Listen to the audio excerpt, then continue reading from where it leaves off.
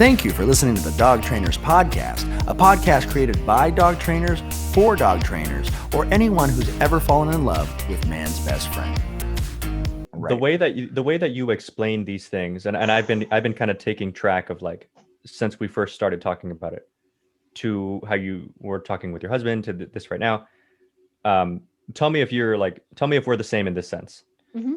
One thing I'm really bad about, with humans, with like my family and friends, is I don't know if this counts as a love language. I haven't read that book yet. That my thing, the way that I show people my affection, like my girlfriend and stuff like that, is I just want to make sure you're taken care of. And the same thing goes with my dog. Acts of service. Okay. So like, but same thing with my dog. So like, I'm just really strict about one of my dogs. His name is Simba, and he's obedient enough because he was a very non-social, super reactive when I first got him. You know, similar story to Pity. To Lily, right? Pity. And like now he's good enough. I can comfortably, confidently have him around other dogs, and I know he's going to be good. But I don't, because he doesn't like it, and there's just no need to push it. And that's why he trusts me, and that's what people don't understand. That's the people who I tell clients all the time, who feel mean or bad or whatever when someone's like, "Can I pet your dog?" And I'm like, "Yeah, tell them no." You know, because it's important to advocate for your own dog. No, my dog isn't healed. Leave me the fuck alone. You know, and if I tell people, if anything, just blame me. Like, sorry, my trainer said I can't. You know, my trainer said, you know, whatever. I'm like, well, I don't care. Make me the asshole. I really don't care. What I was asking you is, are you the same as me in the sense that, like, I'm not that great necessarily at like giving affection. That's how I give affection. Is I make sure everything is good to go. You're fed, you're clothed, you have everything you need. We have like a few thousand or whatever, should some crazy calamity happen that we can't foresee right now, you know? And so I'm so busy with that my poor girlfriend's like, can you say hi to me for 10 seconds, you know? Yeah. I mean, I definitely feel like the way I show love is like taking my dog to the park and like playing structured fetch, or like going on a hike. Like I would do that over, like taking my dogs everywhere with me. Like, and then, you know, once in a while I'll pet them on the head while we're driving together. Right. I will say I'm different with humans because I am super cuddly. Like if my husband and I pass each other and there's not a slap on the ass, I'm like, why are you mad at me? It's like TikTok. It's like on TikTok. Yeah. It's like on TikTok. Why are you mad at? I just want to you. You're like, yeah. So I definitely more like physically affectionate with humans, like where like I want to, like, when we're sleeping in the night, my hand is like on him. Oh my God. Are you like one of those ungodly squids like my girlfriend is? We have our halves of the bed, you know, and like she'll, God forbid she ever finds me on her side of the bed, but I'll go and like right now she's knocked out. I guarantee you she's hanging off of my side of the bed. And I go and move her. She's like this weird octopus that just like grabs onto me until she gets hot and pushes me off. Yeah. You know, and I'm like, okay. I kind of like you Dracula it. My weighted blanket, like Dracula. But every once in a while, I like to be like, you're, you know, like just hand on the thing. But I definitely, you know, I think like I just like affection is whatever the dog wants in the moment, and you know, for two of my dogs, that's my pit bull and my Chihuahua. I could cuddle with them all day. Like I do say, my Baloo, the Buddha of the dog, is getting older, and we've been dealing with heart stuff for a while. And I've always said, when he can't like go to work, when he doesn't want to go to work with me anymore, or like when he can't do simple things, like that's when I'll know. Lily, my pit, could be like in a diaper, not able to move, but if she can cuddle with us, like she's happy, like she's cool, you know, like she's down. Like, so they're such different personalities, and that's affection is whatever the dog wants in the moment. And that's not always our pets in love, especially from strangers. Like Lily was really the dog that I was like, because I always grew up with happy-go-luckies, middle of the packs. Like I didn't know this. I didn't have any sensitive dogs growing up, so they were pretty down for whatever. Lily was my first sensitive one, and she really taught me how to like claim space for her and how to be like, no, I don't know. Like the answer is no. Bye, you know. And I've been called like a bitch from grown men because I've said no for their dog petting them, like and but I think that with Lily, one of the best advice I got about her was I took her to I keep talking about them. I took her to Sherry Lucas Brian Agnew workshop, and we kept trying to get her to react. This was like 2.5-3 years ago. And she is, you know, I can use her for training sessions now. She's in the yard with like pack dogs, you know, all that stuff. But she has limitations on if a dog gives her attitude. So like if there's a dog that's coming at her, I can only use her for so long before like getting a little bit of distance. Maybe I can go back to it. But like, or like if I have a dog that is a dog reactive, it's in its crate and it gives her a little attitude, Moose, the German Shepherd, is out of there. Blue doesn't even give it attention. He's scared. Lily walks by, but her tail is like, hey, bitch. Like, right. Like she's like, you know, she doesn't run away. She's like, hi, you know, like, but she doesn't go for it either. But she has a little bit of, she has limitations to what she can handle. Right. And I acknowledge that. And for a long time, I was trying to get her to be Blue. I thought all dogs were Blue because that's all I grew up having. And I was trying to get her that. And Brian Agnew was like, listen, I have 4 dogs. 2 of them I could tie outside of a coffee shop, go and get my coffee and come out. 2 cannot make good choices without me there. Right. I want it. And they don't want to do that. Like they don't want to be tied outside. And that was like a really big aha moment for me of like, Lily's not missing out. She doesn't want to do all these things. Like she's happy. And this is why like, she's my dog, but I don't consider her like a trainer's dog. She's our family dog. Right. Like she wants to be hanging out with Olivia. Like all of Olivia's baby pictures is like Lily's right there. Like she doesn't want to go to work with me. She wants to be at home with Dan and Olivia, you know? And I think that kind of ties into the whole obedience versus behavior too, because then there's like the secret, you know, like option C dog, where it's not that you couldn't tie them outside and they make good decisions, but they just don't enjoy it. If my dogs, there's a lot of things that my dogs can do, but they don't want to do it. So like, why am I going to push it? Who cares, right? I mean, they're good. My dogs are good, and you know, in that they live peacefully, cohesively in my house, like, you know, with all the other dogs and with each other, and you know, and my dogs, personal dogs, I have a lot of there are a whole lot of big personalities. I have one really easy dog, Mia. She's a small thing, and she's just the sweetest little thing. My foster dog, she's a Catahoula Pity mix, and she has drive for days. And she can be, she's the one that when I picked her up, the owners, that's what reminded me of what you were talking about, was the owners were like, we have to walk her like at midnight, because if she sees a dog in her eyesight, can be a block and a half away, it's on, you know. My other dog, River, he's like, is capable. He was a daycare dog at one point and all that good stuff, but he can be a brat too.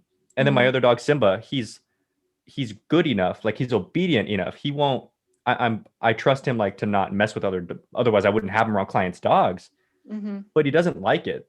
So I don't let it happen. Even if one day, you know, somebody gets it up like in their ideas, like, oh, you know, I'm going to bring out my dog with these puppies. I'm like, okay, do you want to bring out Simba? No. Yeah. I think he'd be good. I'm like, yeah, I think he'd be good too, but no, you know, leave him alone. Yeah. He's one of those, he likes his crate. He likes to cuddle with dad. But other than that, I just don't see why you feel like you have to force the dog to fit in this role that they're just not comfortable in.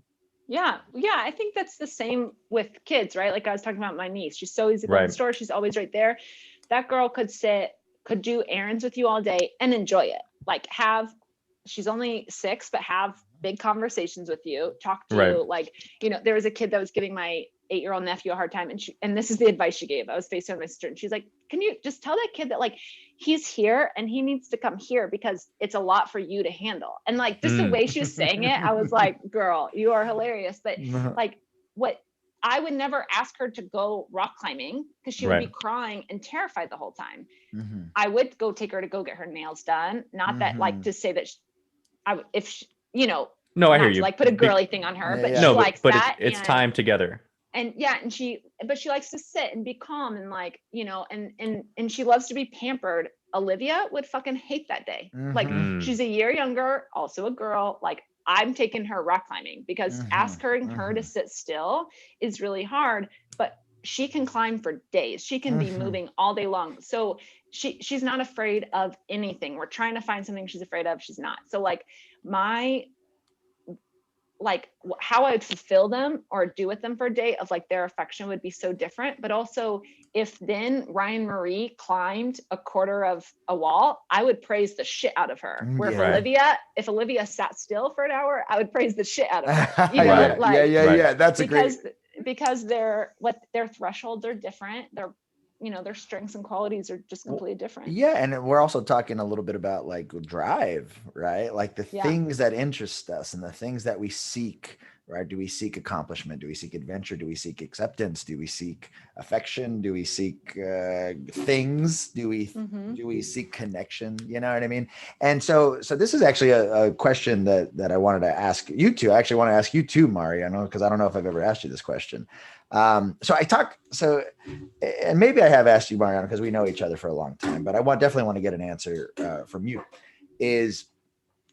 I always ask people, so in the past, I've had people I've mentored or have worked for me, and I ask them, I say, so what's your passion, right? And a lot of times people tend to answer that question with things that they like doing, right? So, singing is my passion, or reading is my passion, or,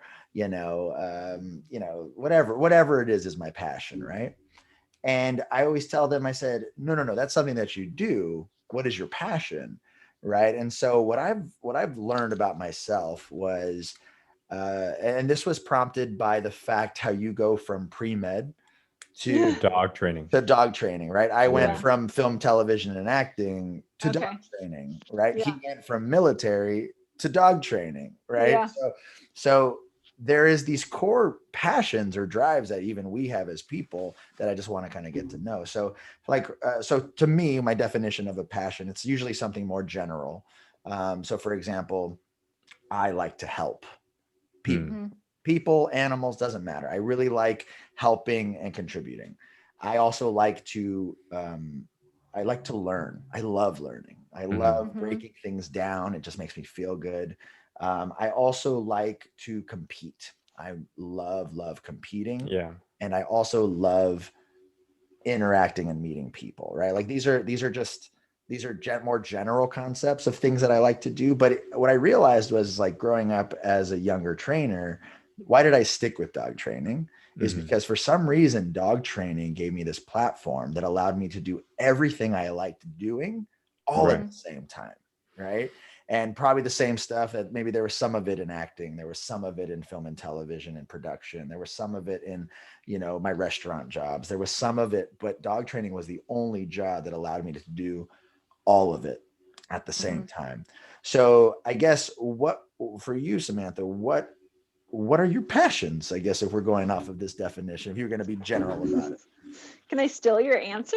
Sure. Well, and I have a theory, but go ahead. You can say that. I mean, I definitely think the helping people. I mean, obviously, I think my favorite thing is when, and I'm going to use Bodhi, this German Shepherd. My favorite age to get a board and train is like 13 months.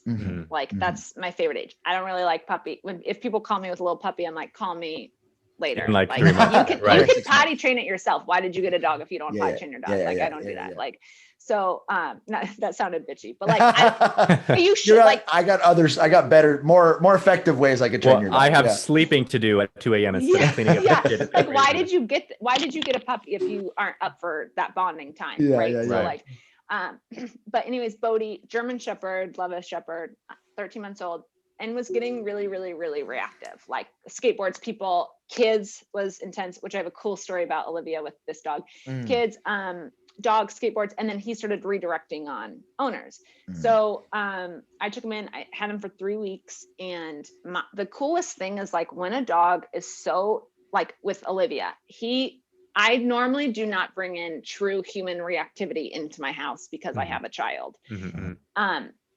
With him, I just had this gut feeling it was going to work out, and actually being around Olivia was going to help. So he was in his crate a lot of the time in my living room. Olivia was jumping up and like around, and the first of the couple times he was lunging at the gate inside of the crate, right? Yeah, like to get to her. But towards the end of the board and train, I have a video, and he is playing in her room with her, and he is actually laying down next to her, and he I actually just got chills because I love it so much. They were so scared to take him around the niece and nephew, and he loves the niece and nephew now. Like, and so the moments of for the dog, of making them feel comfortable around the world. Like, how shitty is that to feel so stressed out about your surroundings that you have to be on guard all the time? Right. That I can be this person to teach you that the world is a cool place is like such a good feeling. But not only that, with the humans, like, all the owners will say, like, thank you so much, but they really are our life has changed. Like, I enjoy taking him on walks now. Like, we all hear that, right? Like, I enjoy doing this with my dog now. Like, I feel like I can because trust is a two-way street. So a lot of people don't trust their dog, but they want the dog to trust them. So when you can make that bond easier and make, like, I think, like, we're all super privileged. I'm really privileged, but life is still really hard sometimes. Like, life is hard. And if we can make people's life easier by teaching them to have this amazing relationship with their dog, like, how cool is that? You know? I think that's you're describing something, like, I kind of want to steal that answer, because in essence, like, you're giving something a place and a purpose.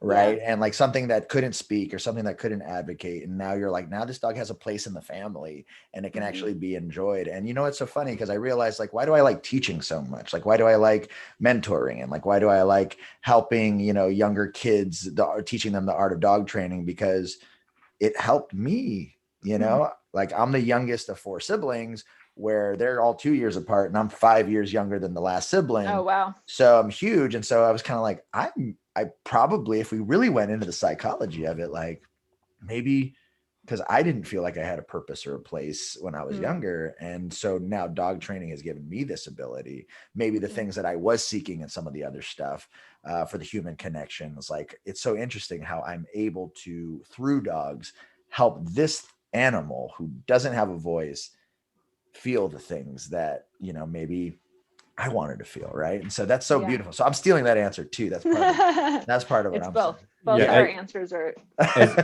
As you say that right now, that my answers in my head are starting to make more sense as to why they are what they are.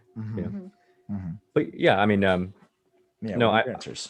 My answers. Let's see what I'm passionate about. I think you'll probably agree with this one. I think I'm passionate about protecting. I think I'm passionate about. I'm passionate about helping. I think that that's true for me too. I'm really passionate. I'm really competitive. I know that's true too. Yeah. But I think the core of that, of my competition, is I'm really passionate about proving it can be done. I'm really passionate about seeing how far things can be pushed. But I think all of it at the end of the day, it's just because I'm passionate about, I guess, other than protecting, I would say maybe providing. You know, and it's like, if I'm competitive, if I push, if I do all these other things, I can do that. You know,